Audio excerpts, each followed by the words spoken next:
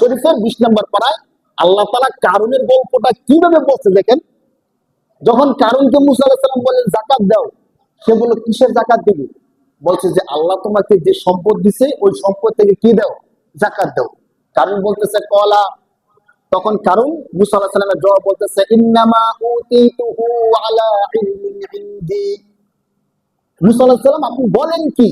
আমি আমার নিজের জ্ঞান বুদ্ধির মাধ্যমে সম্পদ অর্জন করছি। আমাকে তো আল্লাহ দেয় নাই। আল্লাহ দিলে না, আমি আল্লাহকে দান করবো বা আল্লাহর রাস্তায় দিব। আমি নিজে বুদ্ধির মাধ্যমে সম্পদগুলো অর্জন করছি। সে জাকাত দিল না। শুধু জাকাত দিল না তা না, তাফসীরের মধ্যে আসছে সে মুসা আলাইহিস সালামের নামে অপবাদ দেওয়া শুরু করে দিল। নাউযুবিল্লাহি মিন যালিক। একজন মহিলাকে ঠিক করলো। মুসা আলাইহিস সালাম যখন আলোচনা করবে, সে মহিলাকে 1 বস্তা টাকা দিয়ে ঠিক করছে যে মুসা আলাইহিস সালাম যখন মিম্বরের মধ্যে উঠবে এর আগে তুমি মাইকে গিয়ে বলবা যে আপনারা এই হুজুরের ওয়াজ শুনবেন, এই হুজুর তো আমার সাথে খারাপ কাজ করছে। বলেন নাউযুবিল্লাহি মিন যালিক। কি অবস্থা! মানে টাকা পয়সা হইলে যে মানুষ সবকিছু ভুলে যায়। তোমাকে জাকাত দিতে বলছে, জাকাত দাও না, তুমি তোমার মতো থাকো। তোমার দরকার আছে আরেকজনকে ক্ষতি করার, শুধু শুধু অপবাদ দিয়ে নষ্ট করার, না সে ওই কাজটাই করলো। যখন মহিলাকে সবকিছু ঠিকঠাক করে রাখো। কিন্তু মুসা আলাইহিস সালাম তো সাধারণ কেউ না। মুসা আলাইহিস সালাম কার নবী? আল্লাহর নবী। এখানে তো সহ্য করার মতো না। হয়তো আলেমদেরকে দেখেন, স্বাভাবিকভাবে আলেমদের উপর নির্যাতন করলে, অত্যাচার করলে আল্লাহ সহ্য করে না, না হয়তো কিছুদিন পরে হইলো আল্লাহ কি করে? শাস্তি দেয়। কিন্তু সেখানে তো নবী। যখন মহিলা মিম্বরের মধ্যে আসছে, একটু পরে মুসা আলাইহিস সালাম উঠবে, বয়ান করবে, এমন সময় ওই মহিলা মাইকের সামনে গেছে, গিয়ে বলবে যে মুসা আলাইহিস সালামের বয়ান শুনেন না, উনি আমার সাথে খারাপ কিছু করছে। তো দেখেন, তখন মহিলার গায়ে কম্পন শুরু হয়ে গেছে। সুবহানাল্লাহ। সে মাইকের সামনে গিয়ে উল্টা কথা বলা শুরু করে দিচ্ছে। মাইকের সামনে দিয়ে বলতেছে, শোনেন ভাইয়েরা আমার, কারণ আমাকে টাকা দিয়ে রাজি করাইছে মুসা আলাইহিস সালামের বিরুদ্ধে খারাপ কথা বলার জন্য। সুবহানাল্লাহ। কাজটা করে দিছে কে? এখান থেকে মুসা আলাইহিস সালাম বসা ছিল। মুসা আলাইহিস সালাম অবাক হয়ে গেছে যে আমি তোমার কোনো ক্ষতি করছি না, তুমি এই মহিলাকে কেন ঠিক করলা? আমি তো তোমাকে শুধু জাকাত দিতে বলছি। তখন তিনি প্রচন্ড রাগ হয়ে গেছেন আল্লাহর কাছে। সাথে সাথে বলছেন যে আল্লাহ, এই সম্পদের কারণে সেই কাজটা করছে, আপনি তাকে তার উচিত শিক্ষা দিয়ে দেন। সাথে সাথে কোরআন শরীফের মধ্যে আল্লাহ তাআলা বলেন ফাখাসাফনা বিহি ওয়া বিদারিহিল আরদ। আমি আল্লাহ কারুনকে এবং কারুনের সম্পদকে সাথে সাথে জমিনের মধ্যে দশায় দিয়েছি। সুবহানাল্লাহ। শক্তি কার? অথচ দেখেন, আপনারা একটা চিন্তা করেন, সে যদি মুসা আলাইহিস সালামের কথাটা শুনতো, জাকাত দিত, তার যে কোটি কোটি সম্পদ আছে, সম্পদ কি কিছু কমতো? কমতো না তো। এত সম্পদের চাবি বহন করার জন্য লোক লাগে, এই সম্পদ সে খাইয়েও দিতে পারবে না, কিন্তু জাকাত দিত না। যে জাকাতের টাকাটা আমরা দেই, আমরা যে খাইয়ে শেষ করতে পারবো এমন না, কিন্তু কিন্তু আমরা জাকাত দেই না। আল্লাহ তাআলা বলতেছেন ইয়ামহাকুল্লাহুর রিবা ওয়া ইউরবিস সাদাকাত। বান্দা, আমি আল্লাহ বলছি তোমাদেরকে জাকাত দেওয়ার জন্য। কেউ যদি জাকাত দেয়, স্বাভাবিক দৃষ্টিতে দেখা যায় যে জাকাত দিলে সম্পদ কমে যায়। আল্লাহ বলতেছে না, ইয়ামহাকুল্লাহুর রিবা ওয়া ইউরবিস সাদাকাত। আমি আল্লাহ সুদি কারবারকে ধ্বংস করে দেই, কিন্তু জাকাত দিলে, দান সদকা করলে, ওই দান সদকাকে, জাকাতকে 1000 গুণ বাড়ায় দেই। সুবহানাল্লাহ। এই ঘোষণা কার? আল্লাহ। কিন্তু বাহ্যিকভাবে আমরা বুঝি না। মনে হয় যে 40 লাখ টাকা থেকে 1 লাখ টাকা জাকাত দিয়ে দিতে হইতেছে, 40,000 টাকা থেকে 1000 টাকা জাকাত দিয়ে দিতেছি, কমে যেতেছে গা। আল্লাহ বলতেছেন না, কমে না। শোনো, যদি জাকাত দাও, যদি দান সদকা করো, মা নাকাসাত সাদকাতুন মিন মালি। সদকা করার কারণে, জাকাত দেওয়ার কারণে মাল থেকে আল্লাহ কোনো কিছু কমায় না। সুবহানাল্লাহ। মুহাদ্দিসিন কেরামগণ এর ব্যাখ্যায় বলেন যে জাকাত দিলে যে মাল কমে না, দান সদকা করলে যে মাল কমে না, এর ব্যাখ্যা কি? আমরা তো দেখতেছি কমে। সুদি কারবার করলে 1 লাখ টাকা সুদি দিলে যে 10,000 টাকা আছে, 10,000 টাকা লাভ। আর 1 লাখ টাকা থেকে 2,500 টাকা জাকাত দিয়ে দিলে 2,500 টাকা শেষ, কমে গেল গা। কিন্তু মুহাদ্দিসিন কেরামগণ বলেন, শোনো, যারা জাকাত দেয়, আল্লাহ পাক রব্বুল আলামিন একে তো তাদের সম্পদে, তাদের ব্যবসা বাণিজ্যের মধ্যে বরকত দেন, সাথে সাথে যত টাকার জাকাত দেয় এর বহুগুণ হিসাবে হয়তো তার এবছর কোনো রোগ হইতো, অথবা কোনো বিপদ বালা মুসিবত হইতো, যে বিপদে তার 10,000 টাকা শেষ হয়ে যেত, আল্লাহ তাআলা ওই বিপদ থেকে তাকে বাঁচায় দেন। সুবহানাল্লাহ। কারণ বিপদ, বালা, মুসিবত, রোগ এগুলো দিতে পারেন কে? আবার এগুলো থেকে বাঁচাইতে পারেন কে? যদি আল্লাহর প্রতি আস্থা এবং বিশ্বাস কইরা কোন ব্যক্তি তার সম্পদের পুঙ্খানুপুঙ্খ যাকাত দিয়ে দেয়, একে তো আল্লাহ তাআলা তার মালের মধ্যে বৃদ্ধি করবেন, সাথে সাথে সমস্ত বিপদ, বালা, মুসিবত থেকে আল্লাহ তাআলা তাকে হেফাজত করবেন। সুবহানাল্লাহ। এটা আল্লাহ তাআলার ওয়াদা।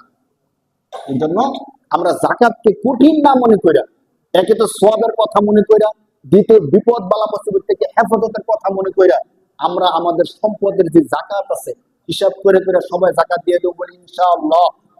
যাকাতের ছোট্ট কিছু বিষয় হলো, আমি আপনাদেরকে একদম সংক্ষিপ্ত কয়েকটা মূল মোটা দাগের কথা বলি, বিস্তারিত মাসালাগুলো আবার বলবো কোনদিন।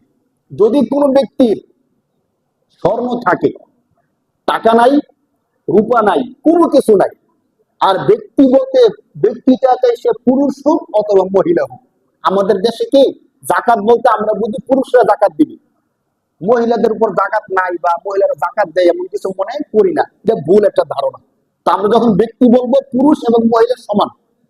যদি কোনো ব্যক্তির কাছে শুধু স্বর্ণ থাকে, শুধু কি থাকে ভাই, একটু মনোযোগ দিয়ে শোনেন, প্রতি বছর তো শোনেন, মনে রাখার জন্য আবার বলতেছি। যদি কোনো ব্যক্তির কাছে শুধু স্বর্ণ থাকে, তাহলে 7.5 ভরি হলে তার উপর যাকাত আসবে।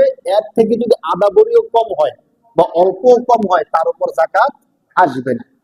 একে তো হলো যাকাত আসার জন্য যে সম্পদ আছে, এই সম্পদের উপর 1 বছর অতিক্রম হইতে হবে। ধরেন আমি এখন 7.5 ভরি স্বর্ণের মালিক হয়েছি, পরের বছর রমজান পর্যন্ত যদি এই স্বর্ণটা আমার কাছে থাকে তাহলে যাকাত, নয়তো যাকাত নাই। তো কোন ব্যক্তির কাছে টাকাও নাই, রূপাও নাই, শুধু স্বর্ণ আছে আর কিচ্ছু নাই, তাহলে 7.5 ভরি হইলে তার উপর যাকাত আসবে। আমরা একবার বলে যাই। দ্বিতীয়, টাকাও নাই, স্বর্ণও নাই, শুধু রূপা আছে, যদি এমন হয় তাহলে 52 ভরি রূপা যদি কারো থাকে তাহলে তার উপর যাকাত হবে, আর এর কম হলে তার উপর যাকাত আসবে না। গেল। স্বর্ণও নাই, রূপাও নাই, শুধু টাকা আছে, আপনার আবার ঋণও নাই, স্বাভাবিকভাবে ঋণ নাই, স্বর্ণ নাই, রূপা নাই, শুধু নগদ টাকা আছে তার কাছে, যে টাকার উপর 1 বছর অতিক্রম হয়েছে।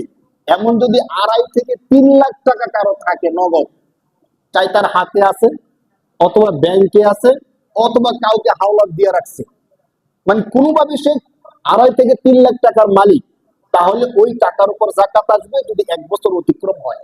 এখানে একটা গুরুত্বপূর্ণ মশলা বলে ফেলি।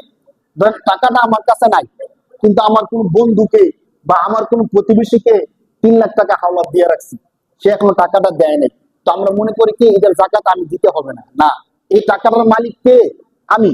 যেহেতু আমি তাকে হাওলাত দিছি, অতএব এই টাকাটার যাকাত আমাকে দিতে হবে। এই গেল পৃথক পৃথক মাসালা। যদি শুধু স্বর্ণ, শুধু রূপা, শুধু টাকা।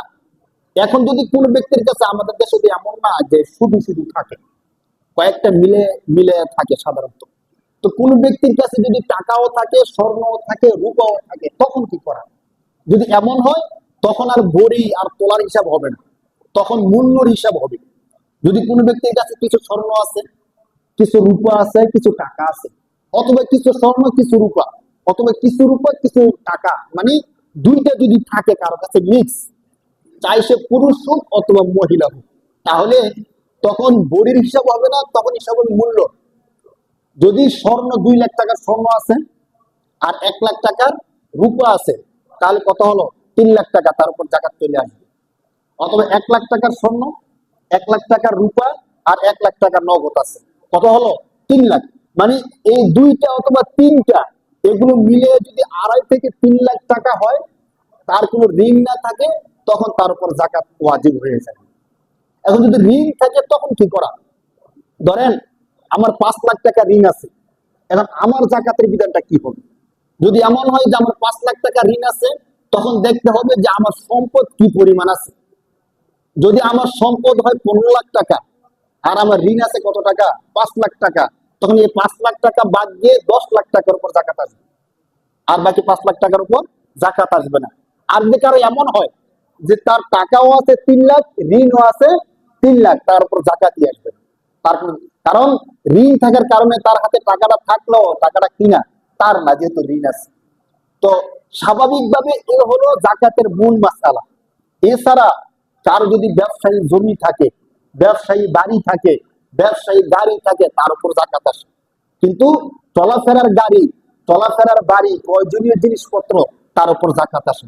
মা বোন যারা স্বর্ণের জিনিস পরিধান করে, সবসময় পরিধান করে যে স্বর্ণ, যে রূপা, যদি এই সবকিছু মিলাই 2.5 থেকে 3 লাখ টাকার স্বর্ণ রূপা হয়, তখন জাকাত আসবে, এর কম হলে জাকাত আসবে না। অনেক সময় মা বোনরা মনে করে কি যে আমরা তো জিনিস সবসময় পরিধান করি, এর উপর কোনো জাকাত আসে না। না, যদি নেশাব পরিমাণ হয় তখন তার উপর জাকাত চলে আসে। এই জন্য জাকাতের ক্ষেত্রে আমাদের জন্য উচিত হবে। আর ব্যবসায়ী মালেরটা বলি, কারো দোকান যদি ব্যবসায়ী মাল থাকে, স্বাভাবিকভাবে 1 বছর যাবত ব্যবসা করতেছে, তাহলে ওই দোকানে যে মালামাল গুলো আছে, ওই মালামাল গুলো যে মূল্য দিয়ে ক্রয় করছে, ক্রয়কৃত মূল্যের উপর জাকাত আসবে, বিক্রয় মূল্যের উপর না। ধরেন আমি 3 লাখ টাকা দিয়ে মাল ক্রয় করছি, 5 লাখ টাকা বিক্রি করতে পারবো না, ওইটা না। আমি 3 লাখ টাকা দিয়ে ক্রয় করছি, ওই টাকার উপর জাকাত আসবে। কিভাবে? যখন আমি হিসাব করতেছি তখন দোকানের মধ্যে যে মাল আছে ওই মালে, যখন আমি কিনছি তখন কত মাল ছিল ওইটা না, যখন আমি জাকাত দিতেছি তখন আমার দোকানের মধ্যে কি পরিমাণ মাল আছে ওই মালের উপর আমাদের জাকাত আসবে। আমরা যদি সব প্রত্যেকটা মাল হিসাব করে করে জাকাত গুলো দিয়ে দেই, একে তো হলো আমাদের ইমানটা পূর্ণ হলো। কিভাবে? বুনিয়া ইসলাম আলা খামসিন, আল্লাহ রাসূল বলছেন ইসলামের মূল ভিত্তি হলো 5টা। কয়টা ভাই? শাহাদাতু আল্লাহ ইলাহা ইল্লাল্লাহ ওয়া আন্না মুহাম্মাদার রাসূলুল্লাহ, 1 নাম্বার কালিমা। ওয়া ইকামিস সালাহ, 2 নম্বরে কি? নামাজ। ওয়া ইতাইজ যাকাত, 3 নম্বরে হলো যাকাত। তো দেখেন ইসলামের মূল ভিত্তির মধ্যে একটা কি? যাকাত। আরেকটা আশ্চর্য হলো, কোরআন শরীফের যত জায়গায় আল্লাহ তাআলা নামাজের কথা বলছেন, তত জায়গায় সাথে সাথে আল্লাহ তাআলা যাকাতের কথা বলছেন। সুবহানাল্লাহ। এই জন্য আমরা যেন আমাদের সম্পদের জাকাত যাদের হয় হিসাব করে করে জাকাত দিয়ে দিই। যাদের জাকাত হয় না কিন্তু আমাদের যাদের জাকাত হওয়ার সম্ভাবনা আছে, আমরা কোনো আলেমের সাথে বৈশা একদম পূর্ণাঙ্গ হিসাব করে আমরা জাকাতটা দিয়ে দিই।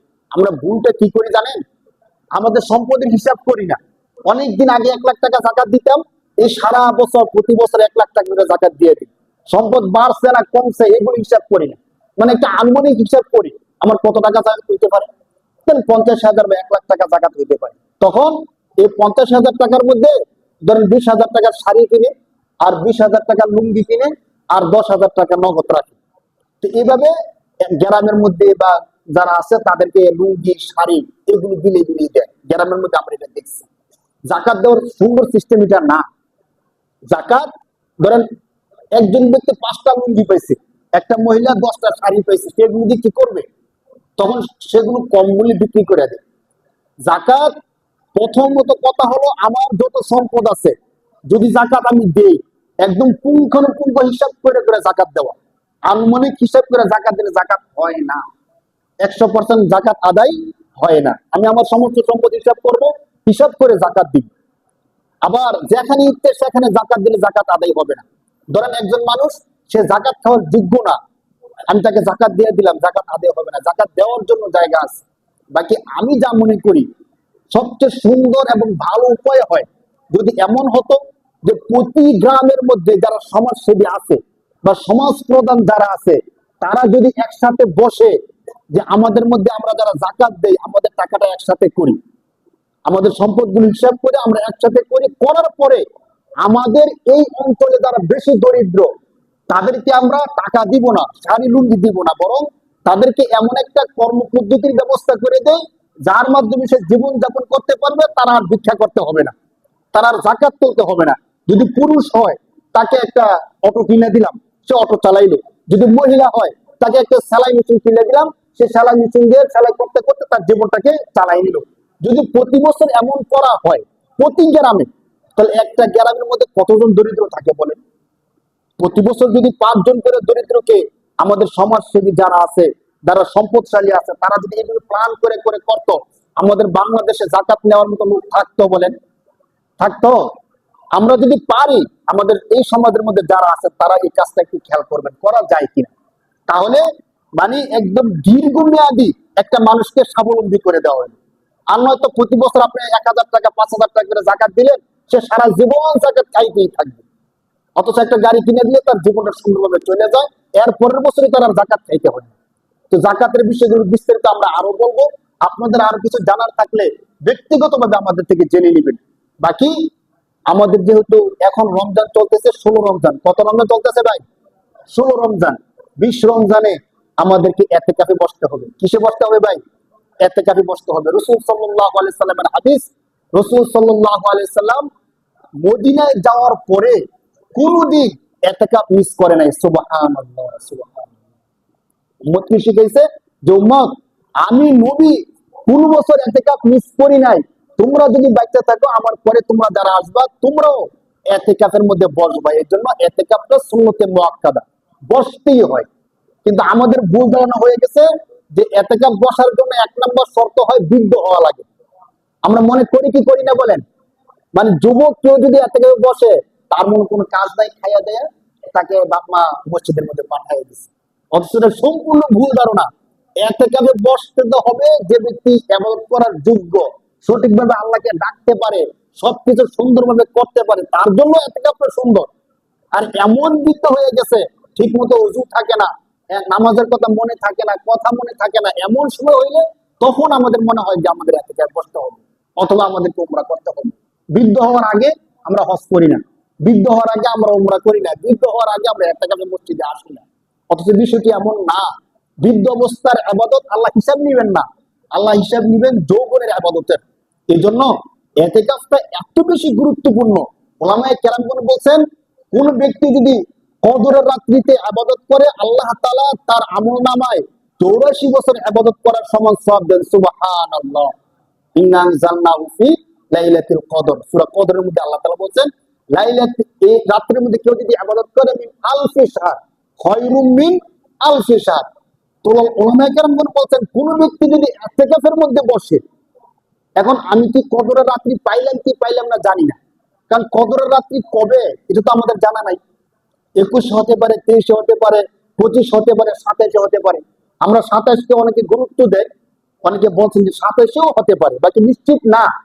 কিন্তু এতেকাফে যদি কেউ বসে, সে কিন্তু প্রতি রাত্রি মসজিদে আল্লাহর ঘরে আছে।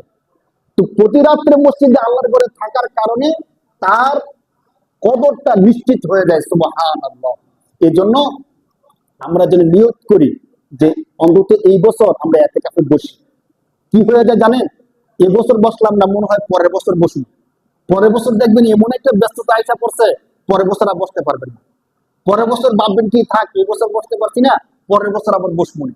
এমন করতে করতে করতে জীবন চলে যাবে, একবার আপনি এতেকাফে বসতে পারলেন না। হাসরের ময়দানে আমরা তো সবাই আশা করি যে আমাদেরকে, হাদিসে বুখারী শরীফের হাদিসে আসছে, আল্লাহ রাসূল প্রতিটা উম্মতকে হাউজে কাউসারে পানি পান করাবে। এখন আমরা তো এটা আশা করি, আল্লাহ রাসূলের সামনে গিয়ে দাঁড়াইলাম হাউজে কাউসারে পানি পান করতে। আল্লাহ রাসূল যদি বলে যে আমি তো কোন বছরে ইতিকাফ ছাড়ি নাই মদিনায় যাওয়ার পরে, তুমি তো জীবনে 70 বছর সময় পাইছিলা, এক বছর কি ইতিকাফ করছিলা? কি বলবো বলেন তো? তখন যদি বলি আল্লাহ রাসূল ভাবছিলাম এই বছর বসবো, বসতে পারিনি, পরের বছর বসবো, সমস্যা হয়ে গেছে, পরের বছর বসবো, ছেলে মেয়ে বিবাহ শাদী চলে আসছে, এইভাবে এইভাবে করতে বসতে পারিনি, এমন কি বলা যাবে ভাই? এই জন্য আসেন নিয়োগ করি। এরপরের বছর বাঁচবেন তো গ্যারান্টি নেই। এই বছর যেহেতু আল্লাহ হায়াত দিচ্ছেন, রমজান দিচ্ছেন, আপনাদের সবার কাছে আমি একটু আবদার করি, পরিবারের সাথে আলোচনা করেন, একটু বুঝ বুদ্ধি করেন যে এই বছর আমি ইতিকাফে বসে যেতে পারি কিনা। আল্লাহ নামে বসে যান ভাই। কেন বসতেছি? আমার নবী বসছে, এই জন্য আমি বসি, ঠিক কিনা বলেন? অনেক ফজিলত, কিন্তু সব ফজিলতের চেয়ে সবচেয়ে বড় ফজিলত, আমি যে নবীকে সবচেয়ে বেশি ভালোবাসি, আমার নবী কোন বছর ইতিকাফ মিস করে নাই। আমি তার খাঁটি উম্মত হিসেবে আমি কোন বছর ইতিকাফ মিস করতে পারি না। শুধু বারে রবিউল আউয়াল আসলে একটা মিছিল মাইরা এরপরে বিরিয়ানি খাওয়ার নামই কি নবীদের উম্মত? বলেন, শুধু নবীদের নামে মিষ্টি বিতরণ করলে তাকে খাঁটি সুন্নি বলা হলো। আর ইতিকাফের সময় আসলে রাসূল যে 10 দিন মসজিদে বসছে, আমি জীবনও বসি নাই, আমি কেমন উম্মত হলাম ভাই? এই জন্য আমি নিয়ত করছি ইনশাআল্লাহ এই বছর আমি ইতিকাফে বসবো। আপনারাও যারা আছেন, যুবক ভাইয়েরা বিশেষ করে, মুরব্বী বাবা যারা আছেন, অন্তর থেকে নিয়ত করেন যে দেখি এই বছর বসে পড়তে পারি কিনা। বসলেই বসা হয়ে যাবে। আর যদি না বসেন, যে এই বছর বসতাম না হুজুর, বুঝছি ফজিলত, কিন্তু পরের বছর বসবো, ভাই পরের বছর বসার সুযোগ নাও হইতে পারে। হয়তো আমি এমন অসুস্থ হয়ে গেছি, লড়াচড়া করতে পারি না, অথবা আমি মারাই গেছি, অথবা এমন একটা ব্যস্ততা আমি বসতেই পারতাম না। অনেক মুসলিম দেখি মসজিদের মধ্যে অনেক সময় দেন, এটা অনেক ভালো একটা কাজ। দেখি আপনাদের কাছে আমার আবদার, এবার যখন এতেকাফ হবে মঙ্গলবার দিন বিকাল বেলা, মঙ্গলবার দিন বিকাল বেলা আমরা সবাই যারা যারা নিয়োগ করছি এতেকাফের জন্য চলে আসবো ইনশাআল্লাহ। এতেকাফে কি করতে হবে, কিভাবে করতে হবে, ওই বিষয়গুলো আমরা বলবো। বাকি আপনারা চেষ্টা করেন অন্তত এই বছর আমি এতেকাফে বসে বসে যাবো ইনশাআল্লাহ। এই মসজিদে হোক অথবা আপনার যে মসজিদে সুবিধা হয় ওই মসজিদে বসেন, বসে যান, যাতে করে কদরের গুরুত্বটা ফজিলতা আমরা পেয়ে যাই, রাসূল সাল্লাল্লাহু আলাইহি সাল্লামের অনুসরণটা আমাদের হয়ে যায়। আরেকটা কথা আপনাদেরকে বলি, যদি আপনি ইতিকাফে বসার আগে নিয়ত করেন যে আল্লাহর রাসূল ইতিকাফে বসছে, আমিও ইতিকাফে বসতেছি, যাতে করে হাসরের ময়দানে আল্লাহর রাসূলের সুপারিশ আমি পাই, এই নিয়ত করে যদি বসি তাহলে কবুল করবে কে? যদি হাসরের ময়দানে কোনো গুনাহের কারণে ধরা খাইয়াও যায়, তখন যদি বলি যে আল্লাহ আপনার নবীর সুপারিশের জন্য আমি একবার ইতিকাফে বসছিলাম, আল্লাহ কবুল করতে পারে কি পারে না বলেন? এজন্য অন্তর থেকে নিয়ত করি ভাই ইনশাআল্লাহ। আল্লাহ তাআলা আমাদের সবাইকে তৌফিক দান করে বলি আমিন। যারা সুন্নাত